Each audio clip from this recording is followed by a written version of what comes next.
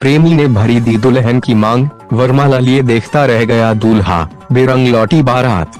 आप देख रहे हैं BNP न्यूज। प्रेमी ने भरी दी दुल्हन की मांग, बैंड बाजा के साथ पहुंची बारात देखती ही रह गई और प्रेमी ने बारातियों के सामने ही अपनी प्रेमिका की मांग भर दी। इसके बाद दूल्हे को बिना दुल्हन के ही वापस घर लौटना पड़ा।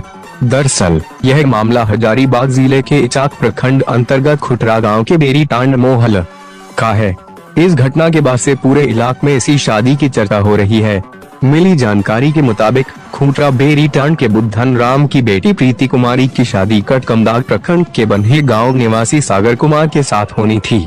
शादी के लिए दूल्हा सागर कुमार बारात लेकर दुल्हन प्रीति के घर पहुंचे थे। दुल्हन के पिता बुद्धन राम ने बताया कि रात में जैसे ही बाराती घर पहुंचे, नाश्ते के बाद वरमाला का कार्यक्रम चल रहा था। दूल्हा दुल्हन एक दूसरे के गले में वरमाला डालकर मिठाई खिलाने की रस्म कर रहे थे। इसी दौरान प्रीति का प्रेमी सनी कुमार अचानक स्टेज पर पहुंचा और दूल्हे बारातियों के सामने ही प्रीति के मांग में सिंदूर भर दिया। इसके बाद बारातियों के बीच भगदड़ मच गई। इस दौरान दोनों पक्षों में मारपीट भी हुई। इसके बाद घर वालों ने प्रेमी सनी को पकड़ लिया, जबकि दूल्हा बिना दुल्हन लिए वापस लौट गया। घटना के बाद आसपास के लोगों की भीड़ बुद्धन राम के घर इकट्ठा हो गई।